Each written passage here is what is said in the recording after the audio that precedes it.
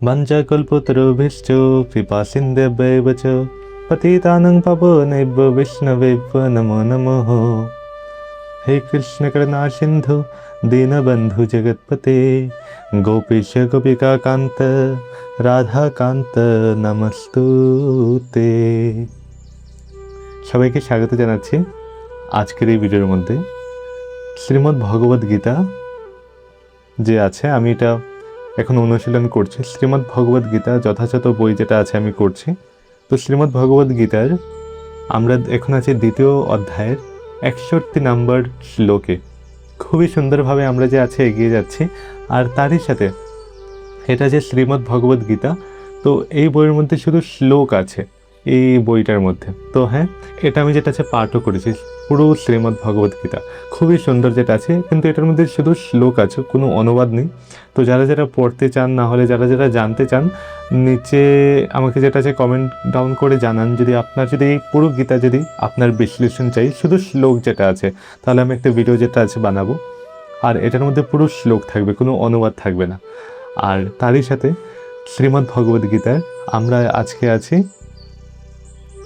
দ্বিতীয় নম্বর অধ্যায়ের মধ্যে 61 নম্বর শ্লোকে। তো চলুন দেরি না করে আজকের এই ভিডিওটা শুরু করে যাক। আমাদের জীবনের অনেক কিছু নানা বিপর্যয় ঘটে থাকে প্রতি মুহূর্তে। সুখ দুঃখ, লাভ হানি, জয় পরাজয় সবার জীবনের মধ্যে থাকে, কিন্তু তার সঙ্গে কিভাবে সামঞ্জস্য হয়ে চলার কিভাবে আমরা চলবো, সেটাই আছে শ্রীমদ্ ভগবদ গীতার মধ্যে। তো হ্যাঁ, শ্রীমদ্ ভগবদ গীতা হলো আমাদের জীবন কিভাবে আমাদের চলতে হবে, এটা আমাদের শ্রীমদ্ ভগবদ গীতা থেকে আমরা শিখতে পারি। চলুন আজকে যেটা আছে আমরা দেখি। কারণ মহাভারতের যুদ্ধে ধর্মক্ষেত্রে কুরুক্ষেত্রে অর্জুন যে আছে, উনি কর্তব্য বিমূঢ় হয়ে পড়ে, যে উনি বুঝতে পারছিল না যে উনি কী করবে। তখন ভগবান ওনার সারথীর রথ যে আছে রথী হয় এবং ওনার জীবনের ডোর ধরে ভগবান শ্রীকৃষ্ণ অর্জুনকে বলেন, পার্থ, আমি থাকতে তোমার কোনো চিন্তা নেই। তো হ্যাঁ, আমরা ভগবানের কাছে এটাই কামনা করি যে ভগবানও যেন আমাদের জীবনের ডোরই, নাহলে জীবনের রশি ওনার কাছে দেয়, আর উনি যেন ধরে আমাদের জন্য গন্তব্যে যেন পৌঁছিয়ে দেয়। তো হ্যাঁ, এখানের মধ্যে ভগবান বলছেন, শ্লোক 61, তানি সর্বাণি সংযম্য যুক্ত আশিত মৎপরঃ বশে হি যস্যেন্দ্রিয়ানি তস্য প্রজ্ঞা প্রতিষ্ঠিতা। তো হ্যাঁ, যিনি তার ইন্দ্রিয়সমূহ সংযমপূর্বক তাদের সম্পূর্ণরূপে বশীভূত করে আমার প্রতি উত্তমা ভক্তিপরায়ণ হয়েছে, তিনি স্থিতপ্রজ্ঞ। ভগবান শ্রীকৃষ্ণ অর্জুনকেই বলছিলেন যে স্থিতপ্রজ্ঞ হওয়ার জন্য। আর অর্জুনও আগের শ্লোকে যে আছে আমরা দেখতে পাচ্ছিলাম যে অর্জুন জিজ্ঞেস করছিল যে স্থিতপ্রজ্ঞস্থ কা ভাষা। তো ভগবান শ্রীকৃষ্ণকে অর্জুন জিজ্ঞেস করছিল যে আমি স্থিতপ্রজ্ঞ কীভাবে থাকতে পারবো। কারণ যে স্থিতপ্রজ্ঞ থাকবে তাকে যেটা আছে কোনো সময় লাভ হানি, জয় পরাজয়, ত্যাগ তিতিক্ষার মধ্যে তার কোনো কষ্ট হবে না। আর তারই সাথে যে স্থিতপ্রজ্ঞ মানুষ যে আছে, ওদের স্মরণ নেবে, নাহলে ওদের সাথে থাকবে, তাহলে ওনার জীবনের মধ্যে যে বাধা নাহলে দ্বিধাগ্রস্ত সময় থাকে, তা থেকে উনি সহজে উত্তীর্ণ হতে পারবে। তো হ্যাঁ, ভগবান এটাই বলছে যে যিনি যার ইন্দ্রিয় সমূল যে আছে, ইন্দ্রিয় আমাদের কী কী আছে, কাম, ক্রোধ, লোভ, মোহ, মদ আর মাৎসর্য, এই ষড়রিপু আছে আমাদের শরীরে। তো এই ষড়রিপুকে বলছে যে সংযম করে নিজের আয়ত্তে এনে তুমি ভগবানের মধ্যে চিত্ত লাগিয়ে যেটা আছে তুমি তোমার কর্ম করে যাও। তো যে এরকম করে তিনি হলেন স্থিতপ্রজ্ঞ। তো ভগবান এই শ্লোকের মধ্যে স্থিতপ্রজ্ঞের যে লক্ষণ কী আছে এটা বলে দিয়েছেন। তো হ্যাঁ, শ্লোক 62-তে আমরা দেখছি, ধ্যায়ত বিষয়ান পুংসঃ সঙ্গস্তেষু উপজায়তে সংকট সঞ্জায়তে কামঃ কামাৎ ক্রোধোভিজায়তে। অনুবাদে আমরা দেখছি, ইন্দ্রিয়ের বিষয়সমূহ সম্বন্ধে চিন্তা করতে করতে মানুষ তাতে আসক্তি জন্মায়, আর আসক্তি থেকে কাম উৎপন্ন হয় এবং কাম থেকে ক্রোধ উৎপন্ন হয়। তো ভগবান অর্জুনকে বলছেন, খুবই সুন্দর একটা লাইন এখানে বলছেন যে আমরা যে ইন্দ্রিয়র দ্বারা যে আমরা মোহচ্ছন্ন থাকি, আর থাকবোই না কেন, এত সুন্দর আমাদের ইন্দ্রিয়, ঘ্রাণেন্দ্রিয়, জ্ঞানেন্দ্রিয়, স্পর্শেন্দ্রিয়, জননেন্দ্রিয়। তো আমাদের ইন্দ্রিয় থেকে যেটা আছে আমরা যে আছে ভালো ভালো আমরা অনুভূতি করতে পারছি, তাই তো? কিন্তু ভগবান বলছেন এই ইন্দ্র যে আমরা অনুভূতি করছি, শেষ পর্যায়ে গিয়ে কী হয়, এই ইন্দ্রিয় যেটা আছে আমাদের দুঃখ দিচ্ছে।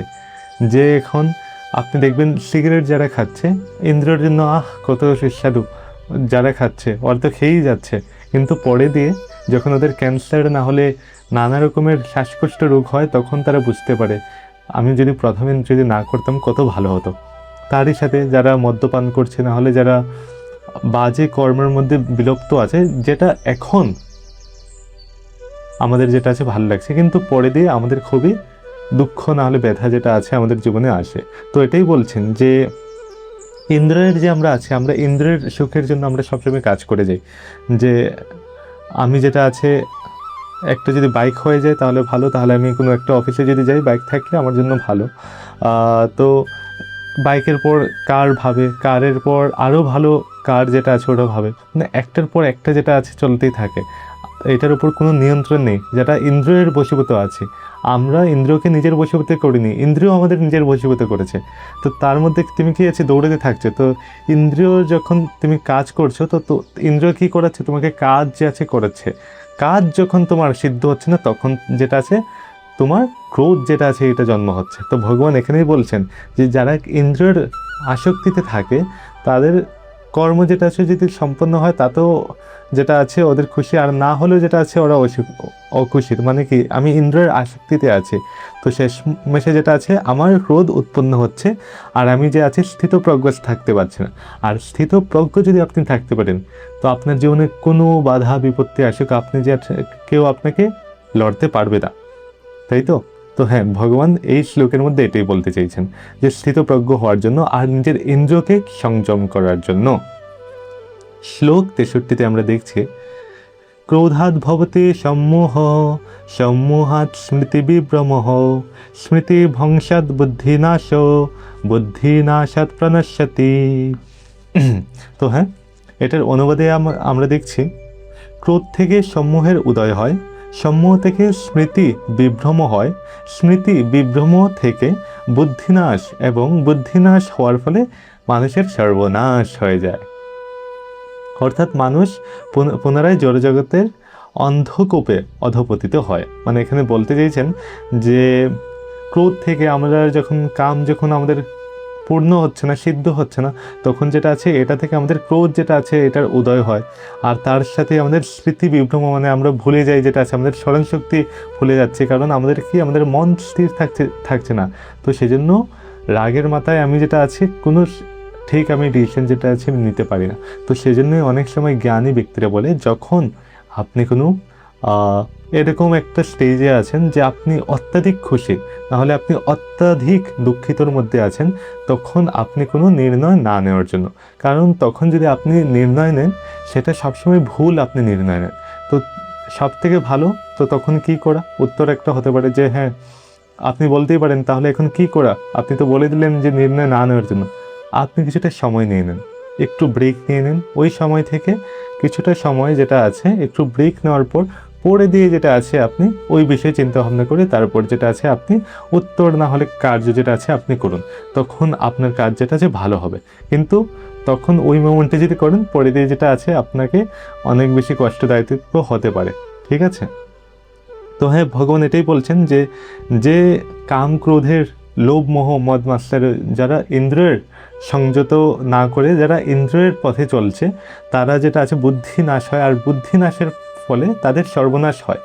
যেমন আমরা যদি দেখি বড় বড় রাবণ যে আছে, উনি কিন্তু কত বড় পণ্ডিত, পুলস্ত বংশধর, যদি দেখা যায় পুলস্ত মুনির বংশধর, তো তারপরেও উনি যে আছে এই ভয়াবহ উনি কর্মকাণ্ড করেছিল।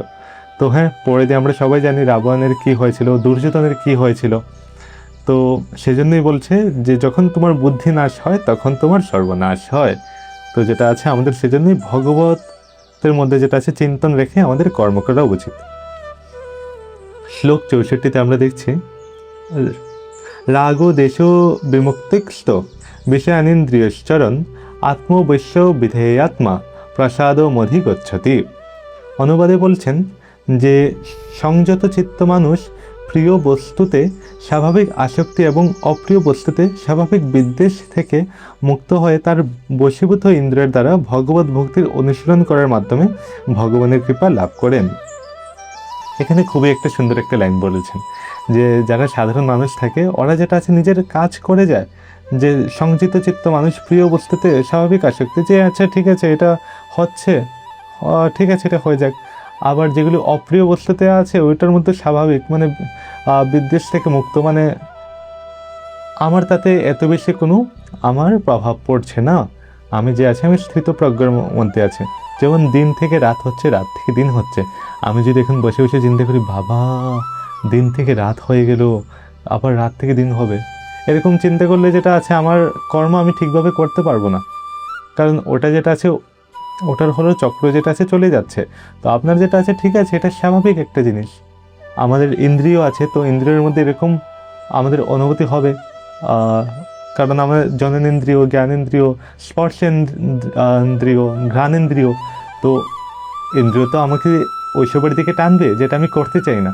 কিন্তু ইন্দ্রিয়ের উপরে যেটা আছে আপনাকে নিজে কন্ট্রোল করতে হবে। যেমন ঘোড়া যেটা আছে যেদিকে ইচ্ছে এইদিকে চলে যাবে, যদি আপনি যদি ঘোড়াকে যদি লাগাম যদি আপনি না ধরে থাকেন তাহলে যেদিকে ইচ্ছে ওইদিকে চলে যাবে, তাতে আপনার ক্ষতি হবে, তাতে আপনি আপনার গন্তব্যে যে আছে পৌঁছতে পারবেন না। তো যারা সংযত ব্যক্তি তো ওরা কী করে ঘোড়াকে যে আছে লাগাম দিয়ে রাখে, তো সেরকমই আমরা আমাদের ইন্দ্রিয় যে আছে তাকে আমরা লাগাম দিয়ে মানে আমাদের সংযত হয়ে আমাদের রাখতে হবে। তো এটাই এখানে বলছেন যে যারা স্থিতপ্রজ্ঞ ব্যক্তি তারা সবসময় রাগ দেশ সবসময় স্থিতপ্রজ্ঞ থাকে। তাই বলে এরকম না যে আপনার সাথে অপরাধ হচ্ছে না, নাহলে কেউ কারোর সাথে ভুল বিভ্রান্ত করছে, একজন আরেকজনকে মারছে, আর আপনি যে আছে ঠিক আছে স্থিতপ্রজ্ঞ থাকেন, এটা তখন আপনার অধর্ম হয়ে যাবেন, ঠিক আছে অধর্ম হয়ে যাবে। তো এটাও যেটা আছে আপনার জ্ঞান যেটা আছে আপনাকে সেজন্যই দেওয়া হয়েছে, আপনি আপনার জ্ঞান মস্তিষ্কের প্রয়োগ করে আপনি যে আছে কর্ম করুন। তো হ্যাঁ, শ্লোক 65-তে আমরা দেখছি প্রসাদে সর্বদুঃখানাং হানিরোষোপজায়তে প্রসন্ন চেতসো হাসো বুদ্ধি পর্যবতিষ্ঠতে। তো হ্যাঁ, অনুবাদে আছে চিন্ময় চেতনায় অধিষ্ঠিত হওয়ার ফলে কখনো আর জড়জগতের ত্রিতাপ দুঃখ থাকে না। এভাবে প্রসন্নতা লাভ ফলে বুদ্ধি শীঘ্রই স্থির হয়। তো হ্যাঁ, এখানে আমাদের যেটা আছে খুবই সুন্দর একটা জিনিস বলেছে। তো ভগবান এখানে ত্রিতাপ দুঃখ যে আছে কি বলতে চাইছেন, তো ত্রিতাপ দুঃখ যেটা আছে এখানে বলছেন যে 1 নম্বর হলো আধ্যাত্মিক, দ্বিতীয় হলো আধিভৌতিক, আর তৃতীয় নাম্বার হলো আধিদৈবিক। আধ্যাত্মিক কী হলো? আধ্যাত্মিক হলো যে নিজের শরীর বা মনের কারণে হওয়া দুঃখ, যেমন রোগ, মানসিক কষ্ট, উদ্বেগ, এটা হলো আধ্যাত্মিক। ত্রিতাপের মধ্যে 1 নম্বর হলো আধ্যাত্মিক, দ্বিতীয় নাম্বার হলো অধিভৌতিক। অধিভৌতিকের মধ্যে বলেছেন যে অন্য জীব বা মানুষের কারণে হওয়া দুঃখ, যেমন শত্রুতা, প্রাণের আক্রমণ এবং সামাজিক কষ্ট। আর 3 নম্বর হলো অধিদৈবিক, না 3 নম্বর হলো আধিদৈবিক। এটা হলো প্রকৃতি বা দৈব শক্তির কারণে হওয়া দুঃখ, যেমন বন্যা, খরা, ভূমিকম্প, অতিবৃষ্টি ইত্যাদি।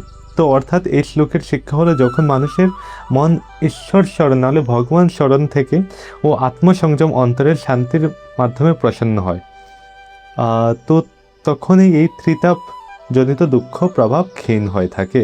মানে আপনি যদি ভগবানের যদি আশ্রয় নেন তখন এই 3 ধরনের যে ত্রিতাপ দুঃখ যে আছে আপনার জীবনে যেটা আছে এটা থেকে দূর হবে। তো হ্যাঁ, খুবই সুন্দরভাবে যেটা আছে আমরা এই অধ্যায়ের মধ্যে আমরা দেখলাম কি কি আছে। আশা করি আপনার কাছে এই ভিডিওটা ভালো লাগবে। তো হ্যাঁ, এই ভিডিওর মধ্যে আমরা এইটুকুই ছিল, দেখা হচ্ছে পরের ভিডিওতে। নিচে কমেন্ট ডাউন করে জানান আপনার কি কি জানার আছে আর কেমন লাগলো আপনার কাছে ভিডিওটা। নমস্কার।